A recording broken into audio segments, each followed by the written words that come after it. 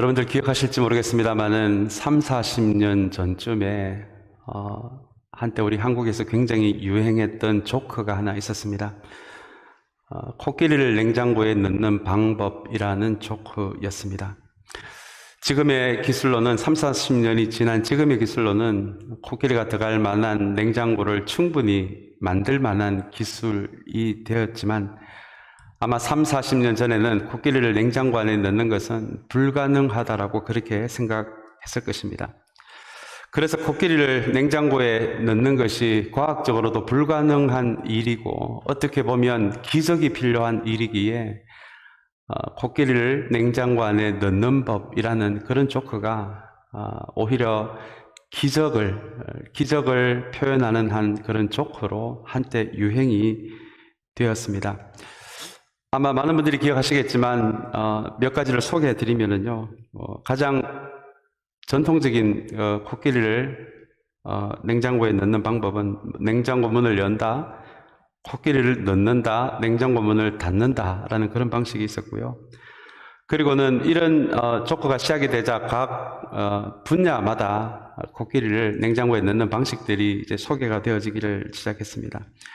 우리 법 쪽에서는 법을 개정해서 코끼리가 사는 집을 냉장고라고 부른다, 그렇게 개정을 하면 넣을 수 있다, 이런 조커도 있었고요. 또 식품영양학과 쪽에서는 코끼리를 햄으로 만들어서 그렇게 냉장고 안에 넣으면 냉장고에 넣는 것이 아닌가, 이제 그런 방식도 나왔고요. 다음에 동물 행동을 연구하는 사람들은 냉장고 문을 열어놓고 타잔의 목소리를 넣으면 코끼리가 냉장고 안으로 들어갈 수 있다, 그런 기적과 같은 방식을 이야기를 하기도 합니다. 그리고 아마 여러분들 많이 기억을 하시겠지만 우리 교회에서 냉장고에 코끼리를 넣는 방식도 그때 한때 많은 사람들에게 웃음을 주었는데요. 우리 교회 안에서 냉장고 안에 코끼리를 넣는 방식은 부목사를 시킨다 하더라고요. 워낙 우리 교회 안에 우리 부교육자들이 이런 일 저런 일을 하다 보니까 우리 부교육자한테 시키면 모든 것이 가능하다, 아마 그런 마인드에서 나온 조커가 아닌가 생각해 봅니다. 우리가 살아가고 있는 이 시기는 21세기입니다. 과학의 시대이고 모든 것이 합리적으로 설명이 되는 시대를 우리가 살아가고 있습니다. 그러나 여러분, 여전히 이 시대는 과학의 힘으로는 풀지 못하는 우리 인생의 문제들이 많이 있습니다. 그래서 코끼리를 냉장고 안에 넣는 조커가 유행했던 3, 40년 전, 그리고 그 조커 이어 3, 40년이 지난 지금이지만 여전히 21세기를 살아가는 이 과학의 시대에도 코끼리를 냉장고 안에 넣어야 되는 그런 기적이 필요한 순간들을 우리는 살아가고 있습니다. 오늘 우리가 함께 나눌 6번째 요한복음 6장의 이야기는 바로 이 기적의 이야기입니다. 요한은 앞에서 설명드린 것처럼 1세기 후반에 흔들리는 교회들을 생각하면서 다시 한번 신앙의 뼈대를 하나하나 놓기 위해 기록한 성경이 1세기 후반 때 기록한 성경이 바로 이 요한복음이고요. 그리고 지금까지 요한복음 5장에 이르기까지 하나님의 은혜, 공의, 진리에 대한 목마름, 참된 예배, 그리고 교회 안에 스며들어온 미신이나 신화를 깨부수는 작업을 통해서 그 시대 교회들을 위한 참된 신앙을 위한 뼈대들을 하나하나씩 지금 놓아가고 있는 과정에 있습니다. 그리고 오늘 요한복음 6장을 통해서는 드디어 기적에 대해서 우리가 잘 알고 있는 오병이어 물고기 2마리와 보리빵 5개로 우리 남자들만 5,000명 이상을 먹이신 이 오병이어의 기적을 요한복음 6장에서 소개하고 있습니다. 요한은 이 기적의 이야기를 통해서, 오병이어라는 이 엄청난 기적의 이야기를 통해서 그 시대 흔들리는 교회들에게 여러분 무엇을 말하고 싶었을까요? 그리고 지금 과학의 시대, 모든 것을 합리적으로 설명할 수 있는 시대인 21세기를 살아가고 있는 우리에게는 이 오병이어라는 기적이 무엇을 말하고 있을까요? 여러분들 잘 아시는 대로 성경에는 수많은 기적 이야기가 나옵니다. 죽은 사람을 살리는 이야기, 병든 사람을 치유하는 이야기, 물리를 걷는 이야기, 성난 파도를 잠잠하게 하시는 이야기, 그리고 우리 요한복음 2장에서는 물을 포도주로 만드는 그런 기적의 이야기도 나오고 있습니다. 여러분, 이 성경에 나오는, 특별히 사복음서에 나오는 예수님의 이 엄청난 기적들이 공통적으로 말하고 있는 한 가지가 있는데요. 그 공통점은 바로 이 기적은 예수님이라는 진리 그 자체가 되시는 예수님을 드러내는 한 방편으로 쓰여졌던 것이 바로 이 기적 이야기라는 것입니다. 그저 신기하기만 한 이야기, 그저 말도 안 되는 엄청난 일들이 기적이 아니라 주님은 이 기적의 이야기를 통해서 하나님이 누구신지, 주님이 누구신지, 이 땅에 시작된 하나님의 나라는 어떤 나라인지, 그리고 그 하나님 나라를 움직이는 하나님 나라의 법칙들은 무엇인지, 그것을 보여주기 위해서 주님이 일으키신 것이 바로 이 기적이라는 것입니다. 그래서 어떤 분은 기적을 무엇을 가리키는 손가락이라고 의미합니다. 성경에 나오는 이 수많은 기적들이 바로 예수님을 가리키는 손가락의 역할을 하고 있다는 것이죠. 그래서 여러분, 성경에 나오는 기적 이야기를 대할 때마다 그저 신기하다라고만 생각하지 마시고, 그리고 기적 그 자체를 보는 것이 아니라 기적이 가리키고 있는 예수님을 보아야 하고, 기적이 가리키고 있는 하나님 나라를 보아야 한다는 것이 바로 성경에 나오는 이 모든 기적 이야기의 의미입니다. 그렇다면 여러분, 그 시대 1세기 후반에 흔들렸던 교회를 다시 세우고 뼈대를 든든히 새롭게 놓기 위해서 요한은 6장에서 드디어 기적에 대해서 이야기를 하고 있는데요. 여러분, 이 요한은 특별히 이 오병이어 기적을 통해서 무엇을 말하고 싶었을까요? 그리고 이 오병이어 기적이 무엇을 가리키고 있을까요? 먼저 이 오병이어는 성경에서 유일하게 마태, 마가, 누가, 요한 복음 전체가 다루고 있는 기적입니다. 아마 마태, 마가, 누가, 요한이 잊을 수 없는 굉장한 기적으로 다가온 것이 바로 이 오병이어였을 것입니다. 그래서 어떤 기적은 이 복음서에는 나오고 저 복음서에는 안 나오는 기적이 있는데, 특별히 이 오병이어 기적만큼은 마태, 마가, 누가, 요한 모든 복음서에서 나오는 기적 이야기입니다. 그래서 마태, 마가, 누가, 요한 복음 이야기하고 있는 오병이어 기적을 찬찬히 살펴보면 조금씩 한 복음서에서 다루지 않는 내용들이 서로 등장을 해서 이 오병이어 기적이 어떻게 전체적으로 잘 이루어졌는지를 말해주고 있는데요. 특별히 오늘 요한복음에는 나와 있지 않지만 마가복음에서 소개하고 있는 오병이어에서 이 요한복음에서 나오지 않는 한 표현이 나오는데요. 바로 마가복음 6장 34절의 말씀입니다. 제가 한번 읽어드리겠습니다. 예수께서 배에서 내려서 큰 무리를 보시고 그들이 마치 목자 없는 양과 같으므로 그들을 불쌍히 여기셨다라는 그런 말씀이 나옵니다. 오늘 우리가 방금 읽은 요한복음에는 불쌍히 여기셨다라는 표현이 나와 있지를 않습니다. 그래서 여러분, 마가복음 6장 34절을 통해서 이 오병이어가 이 기적이 어떻게 시작이 되었는지를 그 배경을 보여주는 말씀이 바로 마가복음 6장 34절인데요. 그것은 바로 예수님을 보기 위해 큰 무리가 모였는데 그 무리를 주님이 가만히 들여다보시니 마치 목자 없는 양과 같이 그들을 불쌍히 여기셨던 것이 여러분, 이 오병이어 기적이 일어난 주 원인이 된 것이죠. 성경에 나오는, 우리 특별히 사복음서에 나오는 기적들이 어떻게 시작이 되었는지에 관련해서 우리 성경에 나오는 기적들을, 특별히 사복음서에 나오는 기적들을 찬찬히 보시면 주님이 그 사람을 불쌍히 여기셔서 시작된 기적 이야기가 대부분입니다. 여기서 여러분, 불쌍히 여기셨다라는 것이 오늘 요한이 오병이어 기적을 통해서 들려주고자 하는, 성경이 말하는 기적이 말하고 있는, 가리키고 있는 하나의 방향인데요. 어떤 분들은 주님이 우리를 불쌍히 여기셨다라고 할 때 우리가 옛날에 거지를 불쌍히 여겼다, 홈리스를 불쌍히 여겼다라는 뉘앙스처럼 어떤 동정처럼 들려서 이 표현을 좀 어렵게 생각하시는 분들도 계시더라고요. 여러분, 그렇지 않습니다. 성경이 이야기하는 이 불쌍히 여기셨다라는 이 원어를 들여다보면요, 여기 어떤 의미가 있냐면 내장이 타들어간다라는 그런 의미가 있습니다.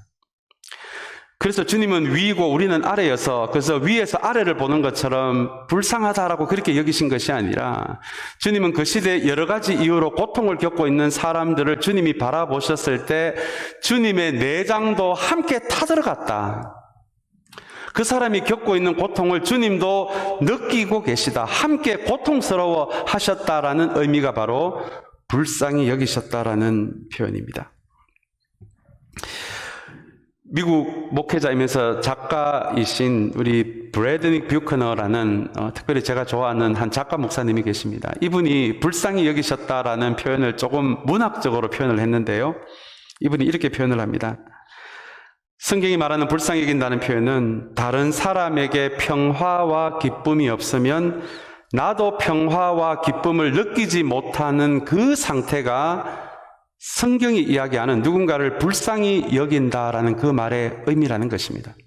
조금 더 이렇게 문학적으로 포장한 이야기입니다. 누군가의 고통을 봤을 때 내 내장도 타들어가는다는 것이 불쌍히 여김이라는 의미라면, 누군가에게 어떤 사람의 어떤 상태로 인해서 그 사람에게 지금 평화가 없고 기쁨이 없다라면 그것을 본 나에게도 평화가 없고 기쁨이 없는 상태가 되는 것, 이것이 바로 성경이 이야기하는 불쌍히 여긴다라는 이 말씀의 의미라는 것입니다. 여러분, 성경 어디를 봐도 주님께서 주님 자신을 위해 일으키신 기적이 없으십니다. 혹은 재미로 기적을 일으키신 적도 성경 어디에 봐도 없습니다. 주님은 사람이 보는 사람이 아무도 없는 광야에서도 마귀에게 시험을 당하신 이후에도 돌을 떡으로 만들어 먹으라고 할 때 그 기적조차도 거절하셨습니다. 주님의 능력이라면 돌을 떡으로도 만들 수 있고요, 길거리에 피어난 풀을 뽑아서 파스타 같은 것도 만들어 먹을 수 있는 그런 기적을 만들 수 있는 능력이 주님께 있었지만, 주님은 성경 어디를 봐도 단 한 번도 그분 자신을 위해서 기적을 일으키신 적은 한 번도 없으셨다는 것입니다. 주님의 기적은 누군가의 고통을 봤을 때 영적으로, 육신적으로 그 마음이, 그 정신이 병들어서 고통을 겪고 있는 그 사람을 보셨을 때 그 사람의 고통이 주님의 내장에도 전해져서 주님의 내장까지도 타들어가는 그 상대방의 고통이 주님께 전해졌을 때, 그때 비로소 시작하셨던 것이 주님이 일으키시는 기적이었습니다. 우리 성경 여러 군데 주님이 누군가를 불쌍히 여기셔서 기적을 일으키는 장면들이 몇 가지가 나오는데요. 마가복음 1장 41절에는 주님이 나 환자를 불쌍히 여기셔서 그 환자를 고쳐주셨다라는 말씀이 나옵니다. 마가복음 5장 19절에는 주님께서 귀신 들린 한 사람을 고쳐주시는데요, 그 사람이 너무 감사해서 지금부터 주님을 따르고자 했을 때 주님이 그 사람을 집으로 보내시면서 가족들에게 주님이 너를 불쌍히 여기셨다라고 그렇게 이야기를 해 주어라라고 부탁하는 장면이 나옵니다. 그리고 누가복음 7장 14절에는 나인성이라는 성에서 살고 있는 한 과부에게 있었던 유일한 외아들이 죽음을 당하자 그것을 보고 슬퍼하시는 그 과부를 보시고 울지 말아라, 그 과부를 불쌍히 여기시며 울지 말아라라고 위로하시는 주님의 모습이 나옵니다. 그래서 여러분, 성경이 말하는 이 기적들은 주님께서 우리를 불쌍히 여기셨을 때 그 기적이 시작되었다라는 것을 우리가 볼 수 있다라면, 이것을 우리 교회 전통에서 이 불쌍히 여기셨다라는 것을 기도문으로 만든 사람들이 등장하는데요, 그 사람들이 바로 수도원 공동체였습니다. 수도원은 우리 1세기 초대교회 시절의 핍박을 피해서 혹은 4세기 무렵에 교회가 세속화되어 가는 것을 안타깝게 생각하면서 따로 몇 명의 사람들이 모여서 공동체를 구성을 했고요, 그 공동체 안에서 말씀과 기도에 전력을 다했던 그 사람들이 바로 수도원 사람들이었습니다. 이 수도원을 찾는 사람들에게 가르친 기도가 바로 주님 나를 불쌍히 여겨 주시옵소서라는 기도였습니다. 이렇게 멀리 있는 도시를 떠나서 산속에 있는 수도원을 찾는 사람들은 아마 그 시대에 코끼리를 냉장고 안에 넣어야만 했던 그런 기적이 필요한 사람들이었습니다. 그 사람들에게 이 수도원이 가르쳐준 단 한마디의 기도가 주님 우리를 불쌍히 여겨 주시옵소서라는 기도였습니다.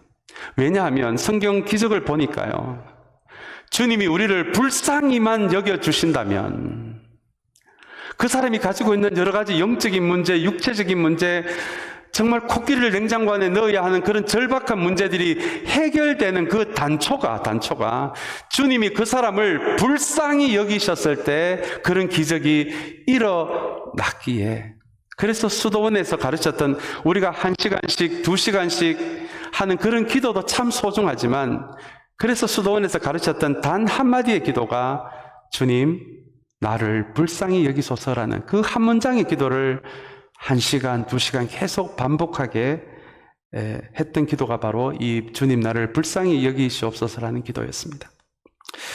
오늘 이 시간 혹시 이 예배 참석한 여러분들 가운데서 코끼리를 냉장고 안에 넣어야만 하는 그런 절박한 기적이 필요한 시간들을 보내고 있는 분들이 여기에 계십니까? 이런저런 과학적인 방법을 다 해보았지만 아직 해결이 되지 않아서 고통을 겪고 있는 분들이 혹시 여기에 계십니까? 다시 한번 이 예배 시간을 통해서 주님 나를 불쌍히 여겨 주시옵소서, 불쌍히 여겨 주시옵소서, 이 기도로 주님 앞으로 나아가는 그런 은혜가 있는 이 시간이 되시기를 주님의 이름으로 축복합니다. 그리고 요한은 이 기적 이야기를 오늘 그 시대에 흔들리는 교회들에게 이 기적 이야기를 들려주면서 한 사람을 오늘 본문에 보시면 등장을 시키는데요, 그 사람이 바로 빌립입니다. 우리 5절의 말씀을 우리 한번 같이 읽도록 하겠습니다. 예수께서 눈을 들어서 큰 무리가 자기에게로 모여드는 것을 보시고 빌립에게 말씀하셨다. 우리가 어디에서 빵을 사다가 이 사람들을 먹이겠느냐라고 빌립에게 질문을 하시는 주님의 모습이 등장합니다. 참 흥미롭게도 주님은 그저 오병이어 기적을 시작하시면 되는데, 그 오병이어 기적을 시작하시기 전에 빌립에게 이 질문을 던지고 계시는 것이죠. 우리가 어디에서 빵을 사다가 이 사람들을 먹이겠느냐라는 질문을 던지십니다. 여러분, 이 5절의 말씀이 오병이어라는 이 기적이 마가복음에서는 그 사람들을 불쌍히 여기셔서라는 문장이 나오는데요, 오늘 이 요한복음에 의하면 우리가 어디에서 빵을 사다가 이 사람들을 먹이겠느냐라는 빌립에게 던지시는 이 예수님의 질문이 오병이어가 어떻게 시작이 되었는지를 우리에게 보여주는 굉장히 중요한 말씀입니다. 이 말씀은 주님은 그저 오병이어 기적을 시작하신 것이 아니라 그 동기 중에 하나가 빌립에게 무엇을 가르쳐주고 싶어서입니다. 6절에 보시면은 예수께서는 빌립을 어떻게 한다고요? 시험해 보시고자. 그냥 오병이어를 시작하시면 되는데 주님은 이 오병이어 기적을 시작하시면서 빌립을 시험해 보시고자. 이 표현은 빌립이 평소에 어떤 사람이었다라는 것을 우리에게 보여주는 말씀이 바로 빌립을 시험해 보시고자라는 말씀이고요. 그리고 이 기적을 통해서 빌립에게 무엇인가를 가르쳐 주기 위해서 이 오병이어 기적을 시작하신 것입니다. 이 주님의 질문의 7절을 보시면 빌립이 예수께 이렇게 대답하였다. 이 사람들에게 모두 조금씩이라도 먹게 하려면 빵 200데나리오너치를 가지고도 충분하지 못합니다라는 빌립의 대답이 등장합니다. 여러분, 그 시대 한 데나리오는 건강한 노동자가 하루 종일 일해서 받는 품삯이었습니다. 우리 미국 기준으로 시간당 10불을 잡는다면, 지금은 더 올라갔지만요, 10불씩 10시간을 일한다라고 봤을 때 아마 하루에 받을 수 있는 품삯이 100불 전후가 될 것 같아요.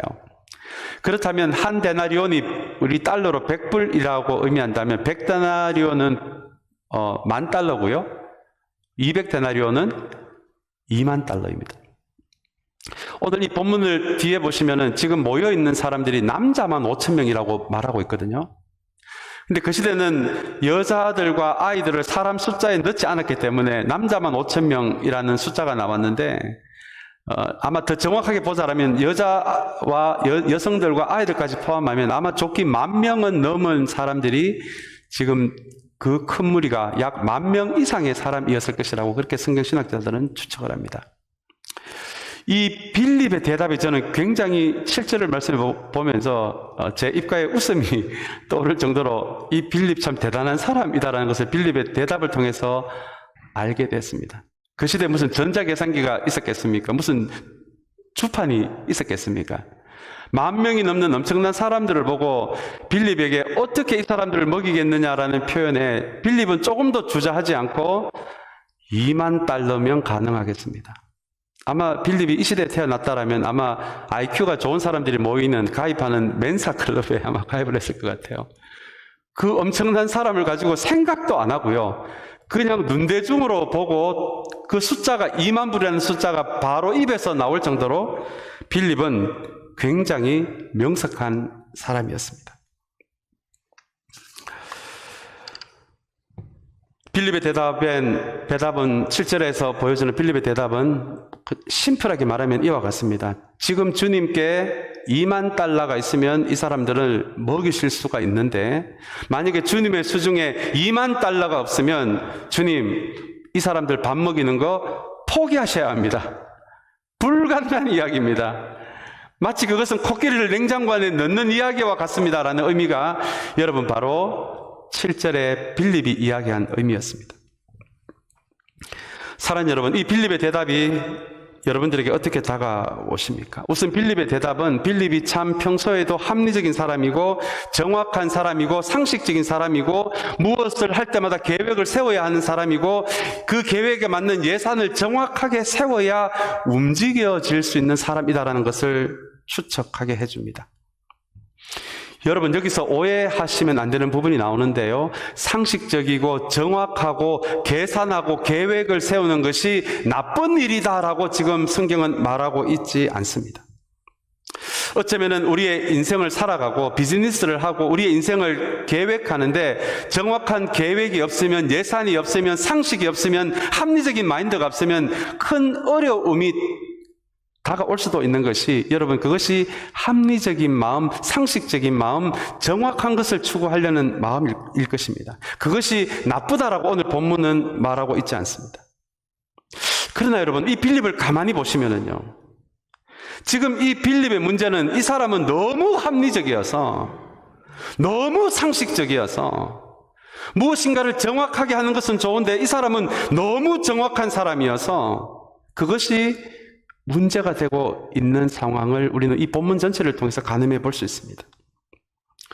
너무 정확하게 합리적이고 상식적이고 계산적이다 보니까 그 인생에 하나님이 일하실 수 있는 공간을 줄 수 없는 상태가 된 것이 바로 이 빌립의 현재 상황이라는 것입니다.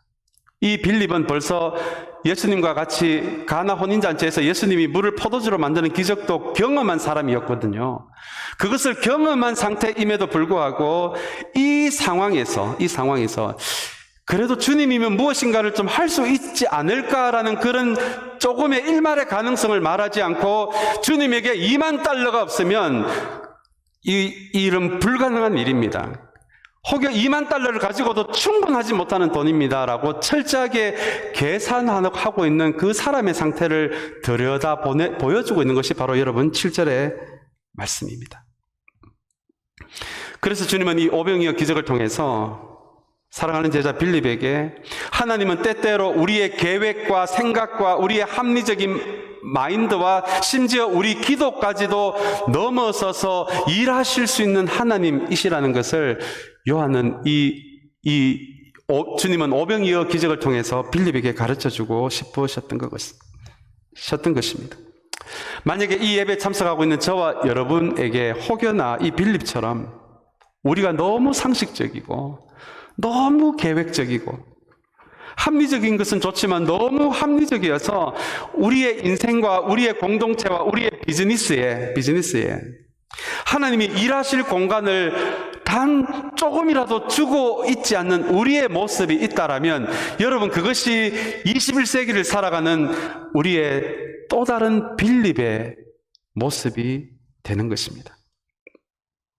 사랑하는 여러분, 우리가 생각하고 계획하고 우리가 상식적이고 계산하고 하는 모든 것이 하나하나 중요한 일이지만, 그러나 여러분, 어떤 순간에는 우리의 모든 것을 주님의 손 위에 놓을 수 있는 저와 여러분들, 그리고 우리 참사랑 공동체가 되기를 주님의 이름으로 축복합니다.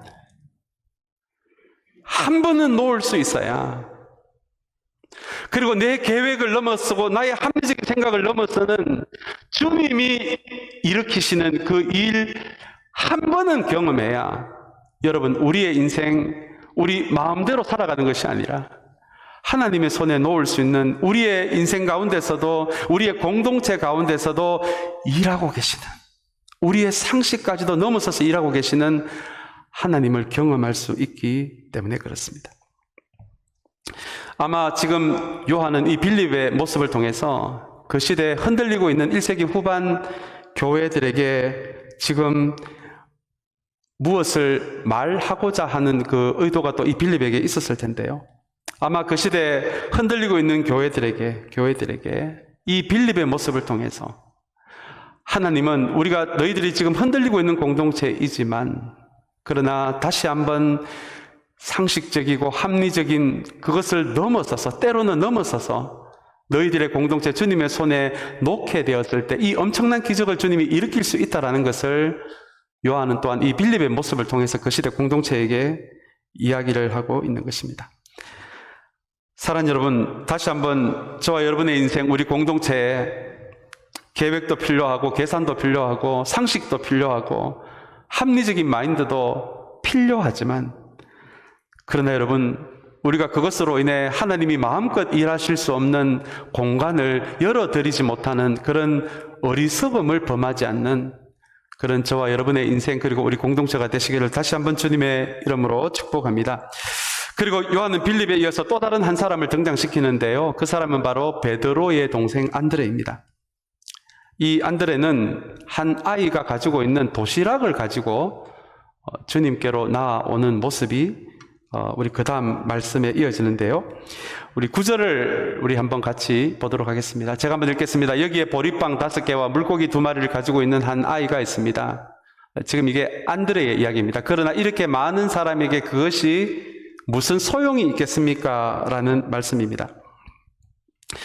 요한은 지금 의도적으로 2만 불이 없으면 이 일이 불가능합니다 라는 빌립의 모습과 함께 지금 보리빵 5개와 물고기 2마리를 가지고 있는 한 아이의 도시락을 주님 앞에 가지고 나아오는 안드레의 모습을 보여줍니다. 아마 안드레도 가나 혼인잔치에 같이 참석했을 것입니다. 물을 포도주로 만드는 주님의 모습을 보면서 아마 이 상황에서 주님은 무엇인가를 할 수 있을 것이다 라는 그런 마음으로 이 아이의 도시락을 가지고 나와 있는데요. 아마 이 아이의 부모가 주님께 이 도시락을 갖다 드려라라고 했을 수도 있을 것 같습니다. 어떤 배경으로 이 도시락을 가지고 나왔는지는 이야기를 하고 있지 않지만, 안드레는 지금 그 도시락을, 한 아이의 도시락을 가지고 주님 앞에 나오는 장면이 바로 9절의 말씀입니다. 여러분, 그 시대 부자들은 밀로 된 밀빵을 먹었고요, 가난한 사람들은 보리빵을 먹었던 시대였습니다. 그래서 이 아이의 부모님은 가난한 사람이다라는 것을 우리가 또한 추측할 수 있는 것이 이 아이의 도시락입니다. 그렇다면 이 빌립은, 이 요한은 이 안드레의 이야기를 통해서 무엇을 이야기를 하고 싶었을까요? 오늘 이 6장 9절의 안드레의 이야기를 자세히 살펴보시면 우리 한 아이가 있습니다까지는 좋았는데요. 자, 그러나라는 말씀으로 이런 이야기를 안드레가 합니다. 이렇게 많은 사람에게 그것이 어떻게 해요? 무슨 소용이 있겠습니까? 라고 그렇게 이야기를 합니다. 분명히 물을 포도주로 만드시는 주님의 모습을 생각하면 무엇인가 기적을 일으키실 수 있으실 것 같아서 조그만 도시락이라도 가지고 나왔는데 10,000명이 넘는 사람들을 가만히 보니까 이거는 아무리 생각해도 이거는 방법이 없거든요. 이거는 주님이라도 불가능하실 것이다 라는 그런 마음이 들면서 도시락은 가지고 나왔지만 이렇게 많은 사람에게 그것이 무슨 소용이 있겠습니까? 라고 주눅이 들어버리는, 믿음이 조금 생겨났다가 바로 그 믿음이 없어지는 말씀이 바로 6장 9절의 말씀입니다. 여러분, 성경은 이런 믿음을 적은 믿음이라고 이야기합니다. 그리고 나서 여기서 한 가지 반전이 시작이 되는데요, 주님은 이 안드레의 적은 믿음을 사용하셔서, 그리고 안드레가 가지고 있는 조그만 도시락 하나를 사용하셔서 이제 오병이어 기적을 시작하시는 장면이 이어서 나옵니다. 저는 이 부분을 읽으면서 제가 얼마나 많이 놀랐는지 모릅니다. 왜냐하면 주님은 적은 믿음도 사용을 하시더라는 것입니다. 적은 믿음도 믿음이기 때문입니다. 여러분, 흔들리는 믿음도 믿음이기 때문입니다. 주님은 적은 믿음이었지만 안드레가 가지고 온 이 한 아이의 도시락을 가지고 기적을 시작하는 그 장면이 우리에게 말해주는 것, 여러분, 적은 믿음도 믿음이다라는 것입니다. 우리는 늘 우리의 믿음이 적음을 부끄러워합니다. 목회자의 길을 걷고 있는 저도 주님, 제 믿음 이만하면 됐습니까? 그런 마음으로 살아갈 수가 없는 믿음일 때가 많습니다. 그래서 우리는 늘 우리의 믿음을 부끄러워합니다. 어디에 내놓을 만한 믿음이 아니라고 생각합니다. 그래서 적은 믿음 때문에 주님께 죄송할 때도 참 많을 것 같아요. 그러나 여러분, 오늘 이 본문을 보니까요, 주님은 적은 믿음도 사용을 하시더라는 것입니다. 적은 믿음도 믿음이기 때문에 그렇습니다. 10절의 말씀도 참 중요한 말씀입니다. 우리 9절에 이어서 나오는 10절의 말씀인데요, 우리 10절의 말씀을 우리 한번 다 함께 같이 읽기를 원합니다. 예수께서는 사람들을 앉게 하여라 하고 말씀하셨다. 그곳에는 풀이 많았다. 그래서 그들이 앉았는데 남자의 수가 5,000명쯤 되었다라는 말씀입니다. 예수님의 이 엄청난 오병이어 기적에 제자들도 한 부분을 차지하는데요, 그것이 바로 6장 10절의 말씀입니다. 예수님이 제자들에게 사람들을 앉게 하여라 라고 말씀하십니다. 이 오병이의 기적에 제자들이 한 일이라고는 그렇게 쭉 서 있는 사람들을 앉으세요 라고 한 것밖에 없습니다. 그리고 안드레의 작은 믿음, 그리고 제자들의 이 사람들을 앉게 하는 작은 순종, 그리고 한 아이가 가지고 있는 작은 도시락을 사용하셔서 오병이어 기적을 시작하신 것입니다. 여러분, 이 기적의 자리에 누가 가장 충격을 받았을 것 같습니까? 저는 바로 빌립이라고 생각합니다. 2만 불이 없으면 이 식사가 불가능할 것이라고 생각한 이 빌립이 안드레의 작은 믿음, 제자들의 작은 순종, 한 아이의 작은 도시락을 사용해서 이 엄청난 사람들이 배불리 먹고 있는 이 장면을 바라보면서 여러분, 가장 충격을 받았을 사람은 바로 이 빌립이었을 것입니다. 이 빌립은 나중에 역사적 기록에 의하면은 지금의 터키 지역인 소아시아 지역에서 복음을 전하다가 순교하게 된 것이 바로 이 빌립의 인생의 후반부에서 벌어진 일입니다. 저는 만약에 이 빌립이 이 오병이어를 경험하지 않았더라면 이 복음을 위해서 순교할 수 있었을까, 이렇게 추측해 봅니다. 아마 이 오병이의 기적의 자리를 통해서 그 빌립의 믿음에 큰 전환이 온 것이 바로 이 오병이어 기적이었을 것입니다. 사랑하는 여러분, 이것이 바로 주님께서 기적을 통해 우리에게 이야기하시는 세 번째 이야기입니다. 주님의 기적은 하늘에서 갑자기 빵이 떨어지고 물고기가 떨어지는 그 방식이 아니라, 비록 적은 믿음이었지만 안드레의 적은 믿음과 사람들을 앉게 하는 제자들의 작은 순종과 자기의 도시락을 아끼지 않고 그 작은 도시락을 내놓은 한 아이의 헌신을 통해서, 나눔을 통해서 10,000명이 넘는 사람들의 엄청난 기적을 경험한 것이 바로 오늘 이 오병이어 기적이라는 것입니다. 사랑하는 여러분, 다시 한번 이 오병이어 기적을 통해서 하나님은 무엇인가 대단한 믿음이 아니라 저와 여러분 같은 작은 믿음을 통해서, 작은 순종을 통해서, 작은 헌신을 통해서도 하나님은 기적을 일으킬 수 있다는 것을 반드시 기억하게 되는 저와 여러분들이 되시기를 주님의 이름으로 축복합니다. 이제 본문에 나오지 않는 기적이 이야기하는 네 번째 이야기로 오늘 말씀을 맺고자 합니다. 요한복음 6장 67절입니다. 우리 66절, 67절 말씀인데요. 우리 이 부분이 오늘 본문에 나와 있지 않는 기적이 이야기하는 네 번째 이야기입니다. 우리 이 두 절의 말씀을 우리 함께 읽기를 원합니다. 이 때문에 제자 가운데서 많은 사람이 떠나갔고 더 이상 그와 함께 다니지 않았다. 예수께서 12 제자에게 물으셨다. 너희까지도 떠나가려 하느냐라는 말씀입니다. 오늘 본문에는 엄청난 열광으로 이 오병이어가 끝이 난 것으로 보이는데요. 이 말씀에 이어서 예수님이 그곳에 모인 수많은 사람들에게 예수님이 누구인지를 가르치시는 장면이 이어집니다. 너희들이 먹을 빵과 음료도 필요하지만 너희들에게 정말 필요한 빵과 음료는 나의 살과 나의 피다라는 말씀을 하시고요.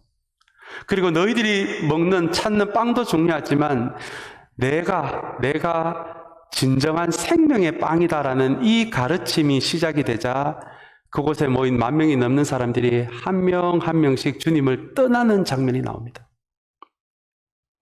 그 사람들은 그 기적이 가리키는 그 손가락을 보지 못하고 기적 그 자체만을 찾는 사람들이었기 때문입니다. 그래서 그 사람들이 모두 빠져나가자 67절에요. 주님께서 12 제자에게 물으시는 질문이 너희까지도 나를 떠나가려 하느냐라는 말씀입니다. 요한은 이 말씀을 통해서 그 시대 교회들에게 무엇을 말하고 싶었을까요?